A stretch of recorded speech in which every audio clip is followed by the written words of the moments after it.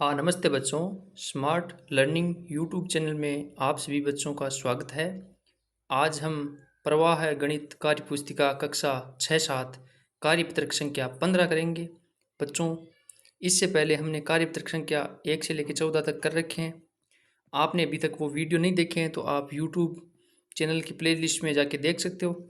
और बच्चों, आप इस चैनल को सब्सक्राइब करना मत भूलना और अपने साथियों दोस्तों को भी ये वीडियो शेयर करना ताकि वो भी अपना कार्यपत्रक भर सके। और वीडियो को शुरू से लेकर लास्ट तक ज़रूर देखना। तो बच्चों, कार्यपत्रक संख्या 15 स्टार्ट करते हैं। तो देखो, चलिए, कार्यपत्रक संख्या 15, दक्षता। भिन्न संख्याओं को संख्या रेखा पर दर्शाने उनकी तुलना करने की समझ विकसित कर पाना। देखो, एक नंबर में क्या है, संख्या रेखा के अनुसार निम्नांकित भिन्नों का स्थान लिखिए। तो देखो, पहले तो आप संख्या रेखा को समझिए। यहाँ 0 से स्टार्ट हो रहा है, ठीक है, हो रहा है। और हमें क्या, 1 तक पता करना है। हमें 1 तक मतलब है इसको आप एक बार के लिए छोड़िए, ठीक है।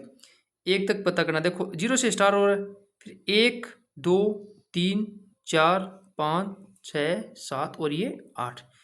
ये 0 से 1 को 8 भागों में विभाजित किया गया है। तो 0 से लेके 1 तक 8 भागों में इस लाइन को विभाजित है। अब ए से लेकर, ये ए है, ए से लेकर एस तक हमें कोई भी मान पूछे तो उसमें क्या है, जैसे भिन्न हम कैसे लिखेंगे, यहाँ अंश होता है, यहाँ हर होता है, तो हर में 8 ही लिखना है क्योंकि इसको 8 भागों में विभाजित किया गया है। अब अंश क्या लिखेंगे, तो अंश क्या पूछ रहा है प्रश्न में, वो उस पर डिपेंड करेगा। तो देखो ए, अब ए के अंदर 8 तो सब में आएगा, ठीक है।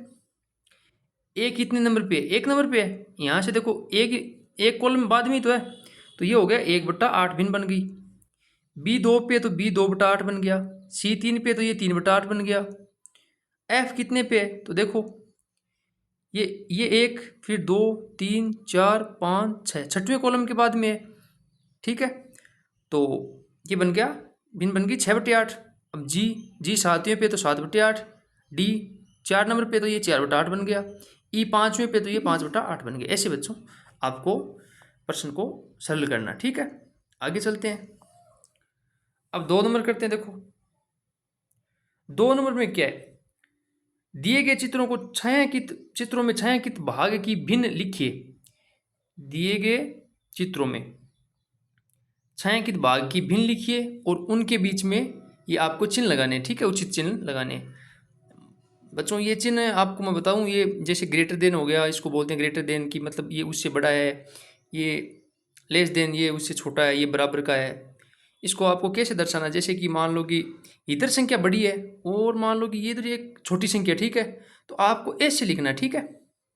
और यदि इधर बड़ी है और इधर छोटी है तो आपको ये साइन ऐसे लगाना है, आपको इतना ध्यान देना है। और यदि बराबर बराबर है दोनों संख्या तो आपको बराबर का साइन लगाना है, चिन्ह लगाना है, ठीक है। आपको इतना ध्यान देना है। तो देखो, ये 1 नंबर करते हैं, इससे आपको इसकी तुलना करनी है, ठीक है। जैसे इसमें आपको छायांकित भाग की भिन्न लिखनी है तो क्या लिखोगे, इसमें टोटल भाग कितने, 4 है तो 4 नीचे लिखा। एक छायांकित है तो 1 ऊपर लिखा, तो 1/4 भिन्न बन गई। सेम इसी में भी 1/4 बनेगी, ठीक है। तो ये बराबर है एकदम, तो बराबर का चिन्ह लगा दिया ऐसे, ठीक है।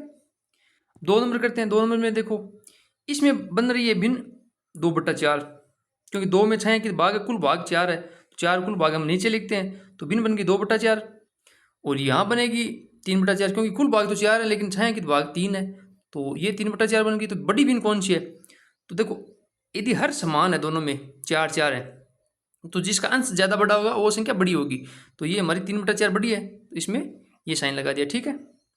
3 नंबर करते हैं। देखो, इसमें क्या है, इसमें इस वृत्त में टोटल भाग कितने भागों में विभाजित किया गया, इसको डिवाइड किया गया है 8 भागों में। तो हमें हमारा अंश बटे हर में, हर तो आएगा 8 और अंश क्या आएगा, ऊपर वाला छायांकित भाग है उतना, ठीक है। तो 1 2 3 4 5 छायांकित, तो ये भिन्न बन गई 5/8, ठीक है।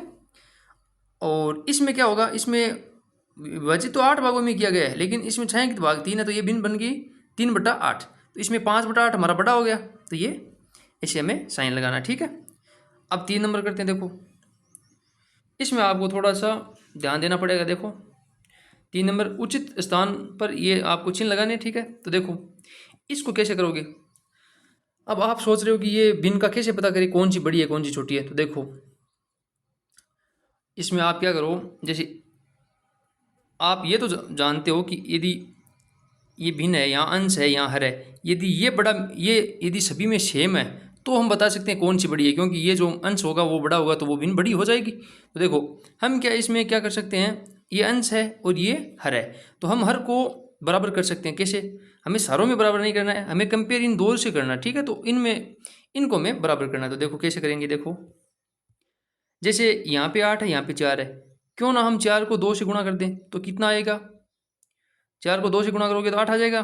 तो नीचे 2 से गुणा किया तो ऊपर भी आपको 2 से गुणा करना पड़ेगा, तो ये बन जाएगी भिन्न 2/8 बन गई ना। दोनों से दो, ऊपर और नीचे 2 2 से गुणा कर दो तो भिन्न बन गई 2/8। अब ये 3/8 है, ये 2/8 है, तो ये बड़ी होगी, तो ये ऐसे साइन लगा दिया। अब इसका काम हो गया।